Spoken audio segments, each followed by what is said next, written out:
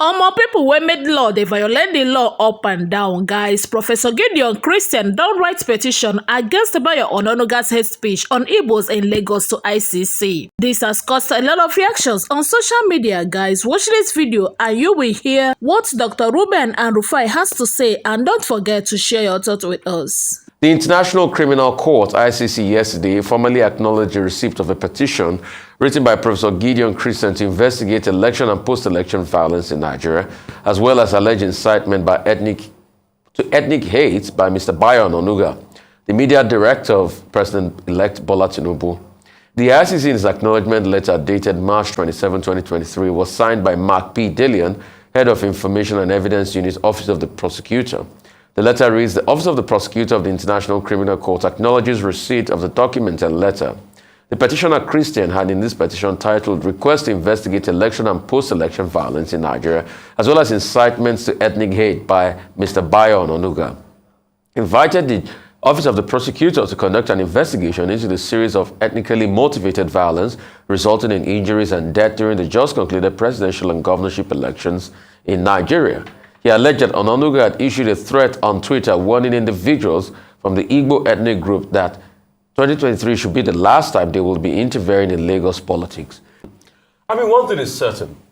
It is crystal clear that our judicial system needs a lot of work on it. And that's why you're seeing what is happening. In all of this, the state security authorities did nothing about the ethnic hate that was going on. All they kept on doing was to issue messages, disclaimers, cool tension. No, action needs to be taken. The reason why you have repeat performance of illegality and corruption in our electoral system is because before now, action wasn't taken. Only to think a couple of days ago, INEC released some money to be able to prosecute cases, to defend the results that were challenged all over the country. But the question is, how much is set aside to fight electoral offenses? How much is set aside to punish people that have done things that are very bad? Apart from even that message that was tweeted by Mr. Bayo Onanuga, Mr. Bayo Onanuga went further and said all sorts, called people son of, words I can't even say on television, said all sorts, called people son of the bee. We can't have a society where everybody runs amok, especially when they are senior citizens in the society and they should take that way. So a lot of people have commented and said, good one, also Christian. But taking it to the ICC, we all know how these things even take time. Yes, there's been some kind of reforms in the ICC now. The new Prosecutor General, Mr. Khan, has said that he would do things better. He will ensure more cases are prosecuted. But the truth has to be said. If we cannot look within, then how can we look without? If we want people from other countries of the world to respect us, then how can we not solve our internal crisis? And also, there is a way leading to all of this. You remember what happened in Kenya just after the elections. And now the former president of Kenya, Uhuru Kenyatta, had to be taken to the ICC. We all remember that case. And it was because of the violence and the ethnic hate that was perpetrated after the elections in Kenya that led to us here setting up the Peace Commission to be able to rein political actors in from all sorts of ethnic hate and bigotry in the electoral process. But when you look at it, wasn't the agreement these politicians signed, wasn't it violated by them themselves? They signed to a peace accord, but they became violent afterwards. So if we want to build a country, let us build it by making our laws work for ourselves in this country. And that's why I keep saying political actors must calm things down. Kulu, temper. We have a country to build. Dr. Abati, your take on this. Okay. The International Criminal Court is a creation of the Rome Statute, 2002. The International Criminal Court has 123 members who are known as state parties. Now, the whole idea of the International Criminal Court had been there since 1919. After the First World War, where the process of trying to ensure that crimes against humanity, war crimes are addressed, took a rather long process. But in 2002, we had this Rome Statute, and the International Criminal Court, to deal with war crimes, crimes of aggression, genocide, crimes against humanity.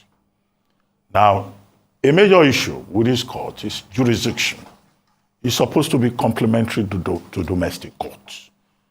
Where domestic courts fail, the international system kicks in. That's the first point. To the extent that here in Nigeria, when there are issues of impunity, of aggression, of violation of basic international standards, the Nigerian system does nothing.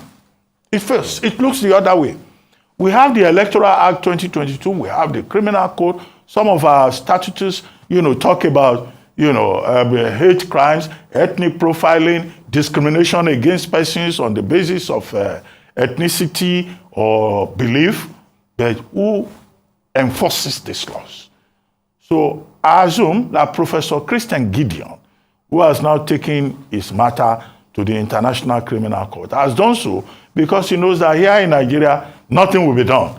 In any case, how much of the Electoral Act 2022 or even the Constitution do Nigerian authorities respect? So I can understand where Gideon, professor, is coming from. Number two, he says he's filing the petition on the basis of Article 15 of the Rome Statute. Article 15 of the Rome Statute simply states that individuals or groups can go directly to the ICC to report a particular matter, either by sending a letter by post or by sending an email. In other words, you don't have to be, it doesn't have to come directly from a state party. So Professor Gideon has invoked that provision. 3, what is his petition? He accuses Mr. Bayo Onanuga of having stoked the embers of ethnic hate against Igbos by, making ethnic hate statements against them and asking them not to interfere in Lagos. Well, he has to provide the evidence of the consequence of that. And there are many people also who were aggrieved when Mr. Bayo Onanuga made that statement.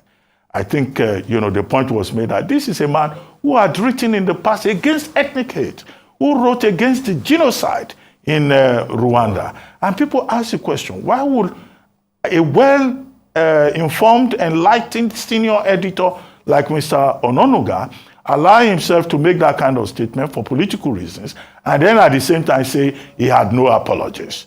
So that was probably found provocative by Professor Gideon. However, the ICC does not just act because you have sent a petition.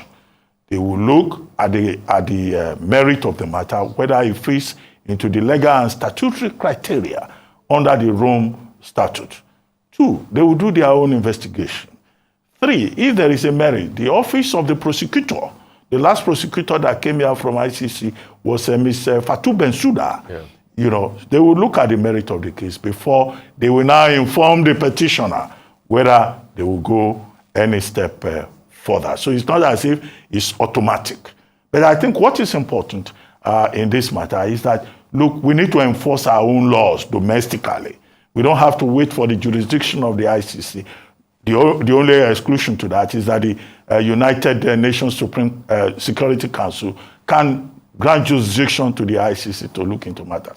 If we have a regime of law and order here, we don't need all of that, particularly as many African countries and other countries do not want to submit, even if they are state parties, to the jurisdiction of the International Criminal Court. So it's not a straightforward matter, but the petition reminds us of a major challenge that we face in Nigeria here, about how we enforce our laws, about the rise in terms of ethnic profiling, ethnic hate, and issues here that we need to still address beyond the election.